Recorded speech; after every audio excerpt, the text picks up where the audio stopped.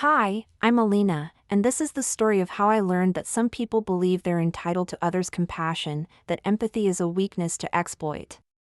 For years, I dedicated myself to running a specialized charity, providing crucial support to families facing rare medical conditions, tirelessly connecting them with resources and hope.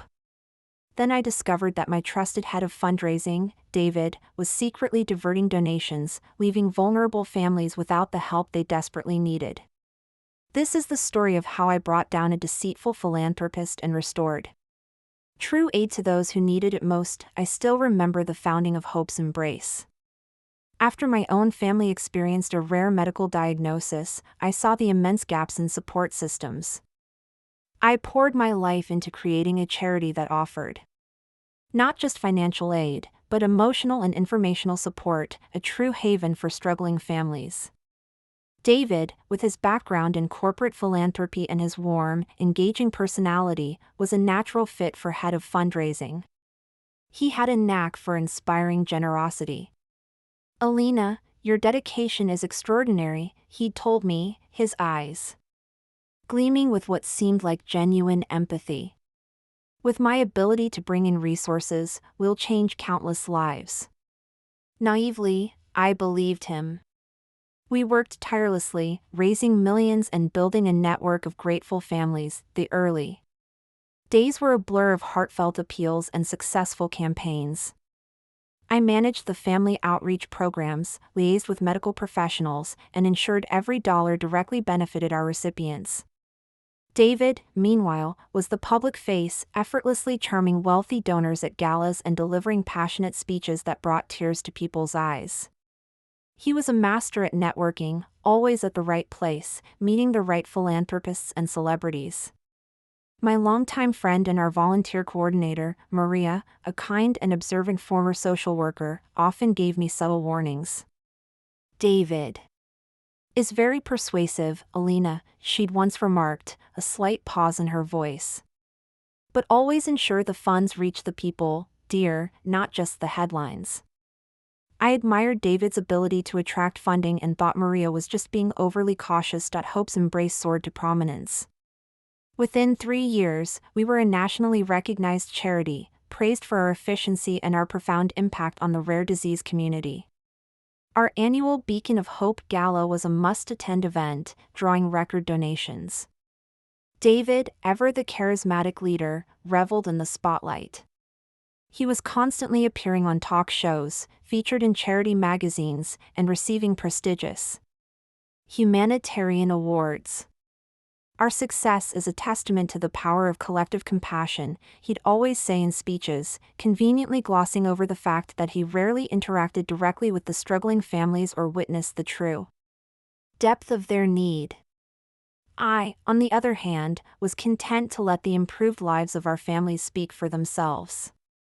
I believed that honest aid and genuine empathy were their own rewards. The first hint of trouble came subtly. Critical aid packages, particularly for families with urgent medical needs, seemed to be delayed or arrive with missing components.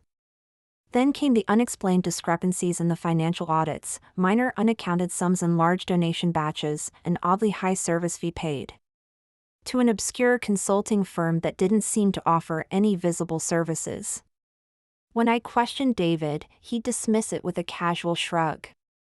"Just administrative delays, Alina. Or perhaps a new vendor. The system is complex, you know."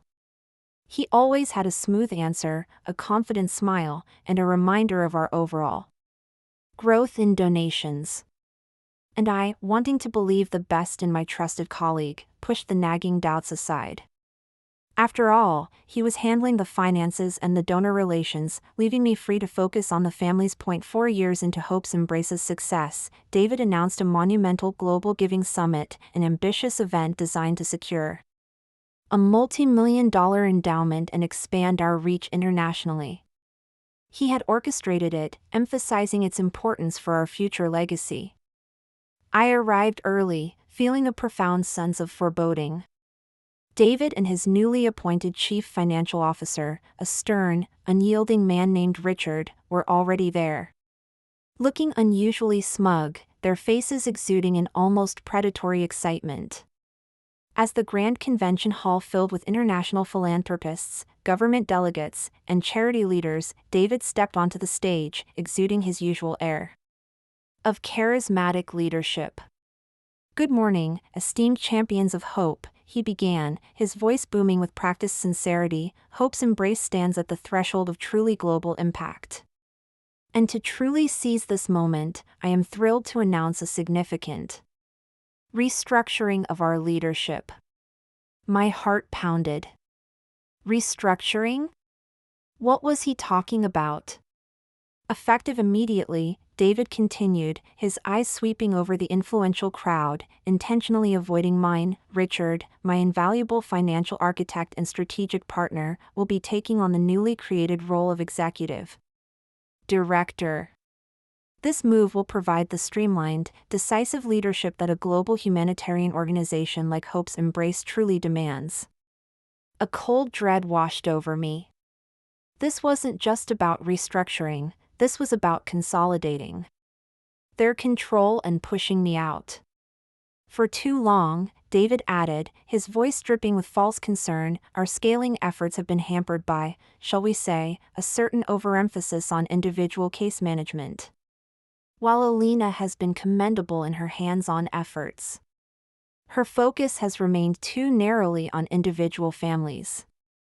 To truly accelerate our global reach and secure our financial future, we need a leader with a broader vision, someone who understands large-scale asset management, strategic investments, and the global landscape of philanthropy." The philanthropists exchanged confused glances, their expensive suits rustling. I sat there, stunned, as David continued his thinly veiled character assassination. "Some people," he said, now looking directly at me, a condescending smirk playing on his lips, "are simply better suited for the emotional labor, for direct interaction.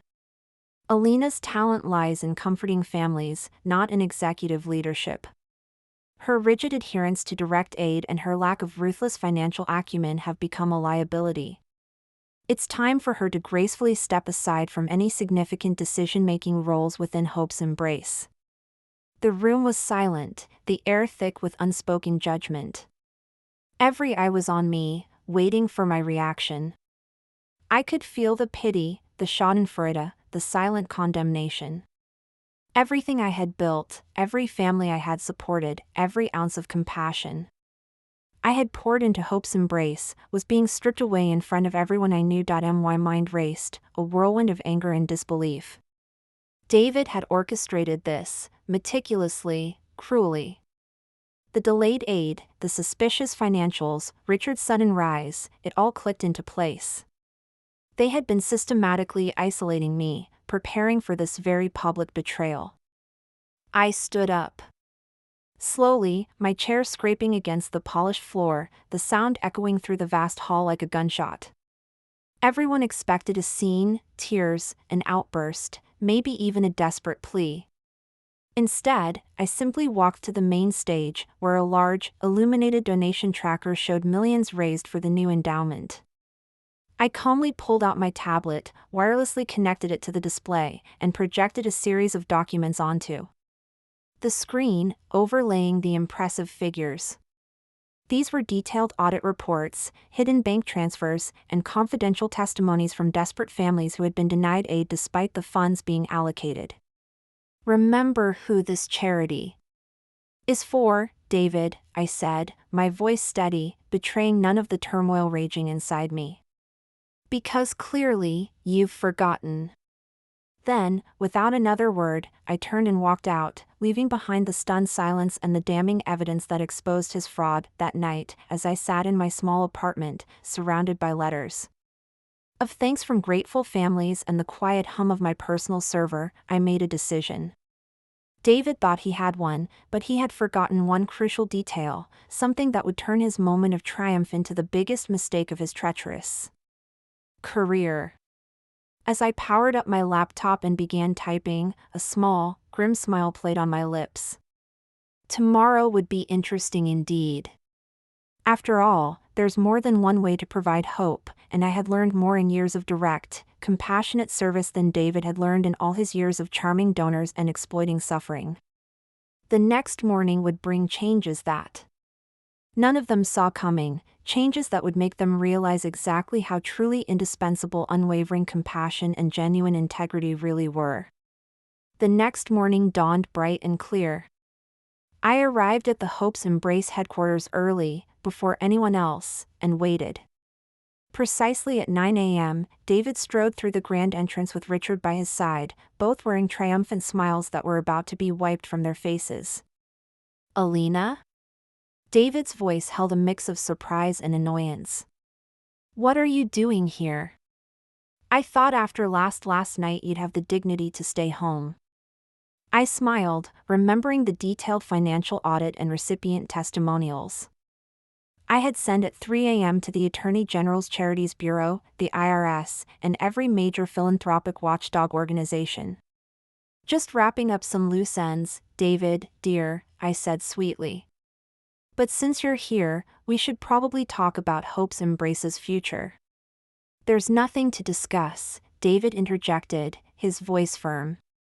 "Richard and I are in charge now. The board has already approved it." "Ah, yes, the board," I said, pulling out my tablet. "Let's talk about that. You see, while you were busy charming donors and diverting funds, I was actually building an ironclad case. And there are a few things you both seem to have forgotten." I pulled up a document on the conference room's main screen, connected to the large display. "First, let me remind you that the detailed financial records of every donation received, every disbursement made, and the personal communication logs with every family we serve, they are not held solely by Hope's Embrace. They're mirrored on a secure, independent server managed by Alina's Compassionate Aid Registry, a non-profit auditing collective I quietly established 2 years ago. Hope's Embrace only had access to summarized reports, which expires, I checked my watch, about 10 minutes ago, along with all the original, untampered data." The color drained from both their faces. Richard's eyes widened in horror, and David's usually confident posture seemed to sag. "That's impossible," David whispered, his voice barely audible.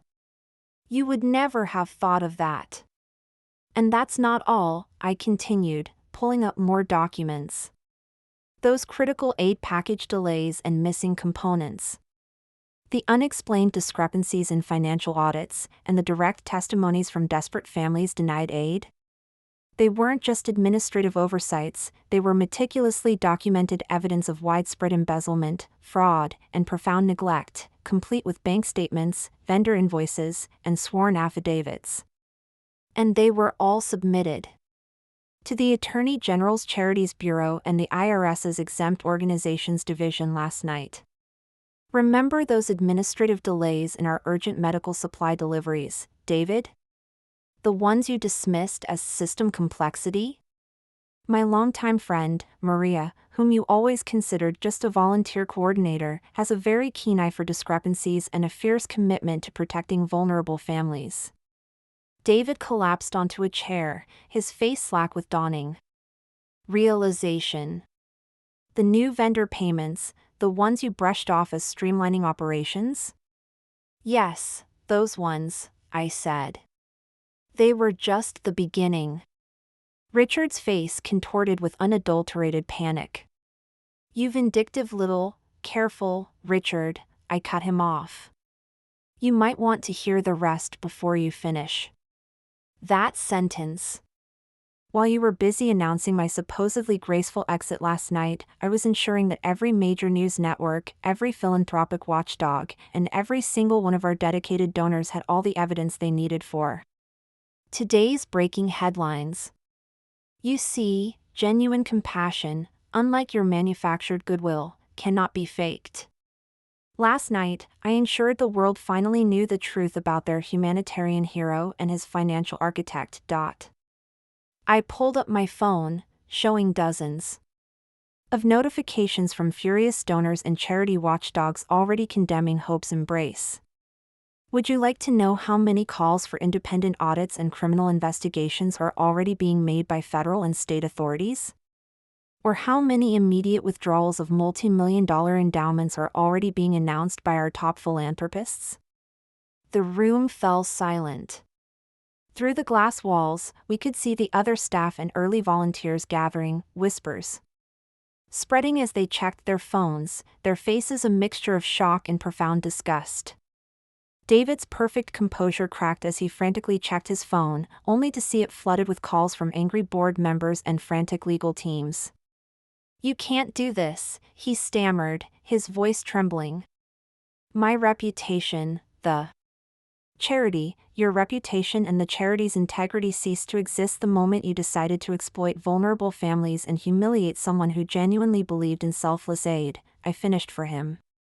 "The one you thought you could just push aside because I preferred helping people to hoarding profits. That illusion of benevolence you built. It's crumbling right now." I stood up, smoothing my clothes. "So, here are your options.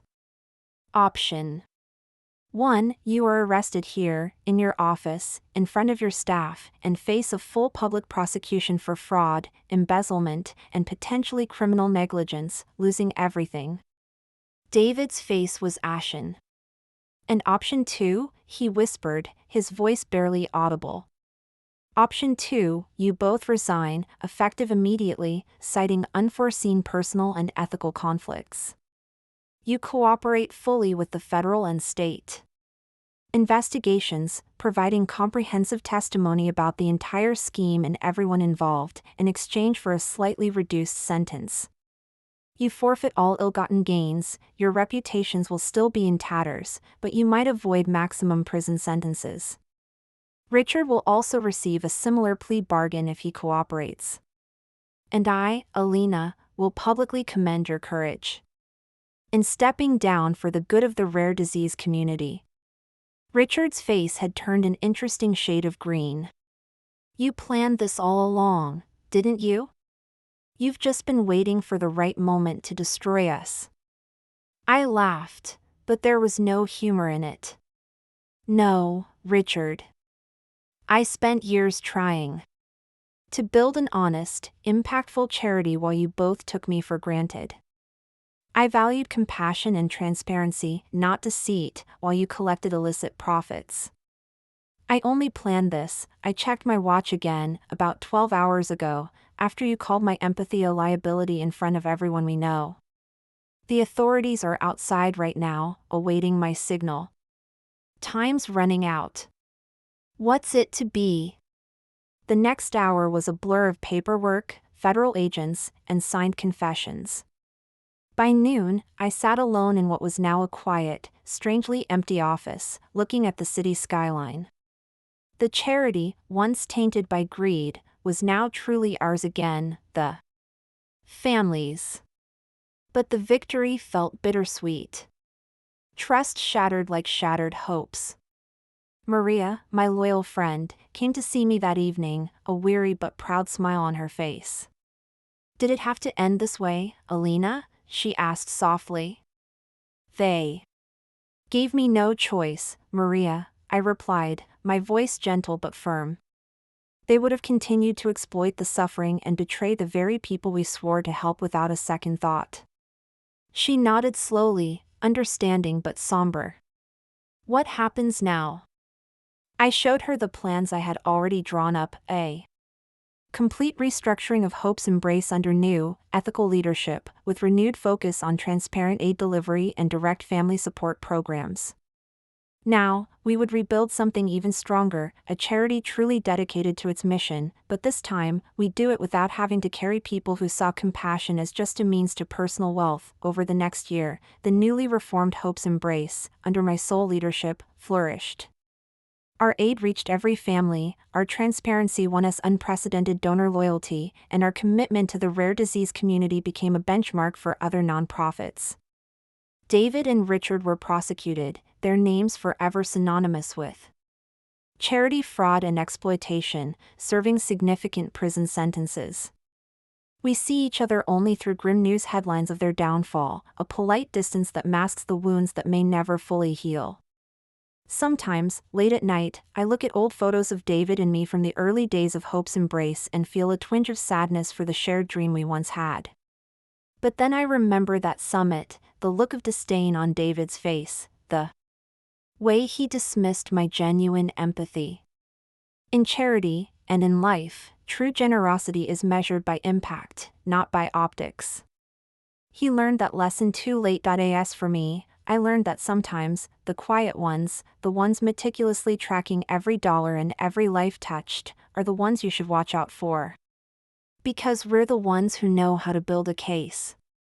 How to uncover the hidden cruelties, and how to bring down even the most charming figures when they betray the trust of the vulnerable. My story spread through the philanthropic world, a cautionary tale about underestimating the wrong person. These days, when I attend charity galas, I often catch whispers, "That's Alina, the one who," they never finish the sentence, but they don't have to. The thriving aid delivery and the unwavering integrity of our charity speak for themselves. Last week, I received an invitation to speak at the Global Philanthropy Forum on ethical fundraising and nonprofit accountability. The topic? Beyond the handout, the power of true compassion. I accepted the invitation with a small smile, already planning my speech. After all, I have quite a story to tell. The charity continues to thrive under its renewed commitment to honesty and compassionate service, but more importantly, I found peace with my decisions. Sometimes, the strongest message you can send is simply proving people wrong. And sometimes, the best revenge isn't about destroying others. It's about rising so high that they can't help but see their own mistakes and the damage they caused. As I write this from my new office at Hope's Embrace, looking out at the city where countless families now receive the aid they need, I'm reminded of something Maria once told me: hope, when genuine, cannot be stolen. She was right. I've moved past the need for revenge now. These days, I focus on building something truly meaningful, something that will outlast all the petty greed and self-serving ambition. I still keep a small, framed photo of the first family we ever helped, a reminder of why I started and why I will never stop fighting for what's right. Until then, it serves as a reminder that our greatest strengths often come from the very things others underestimate about us.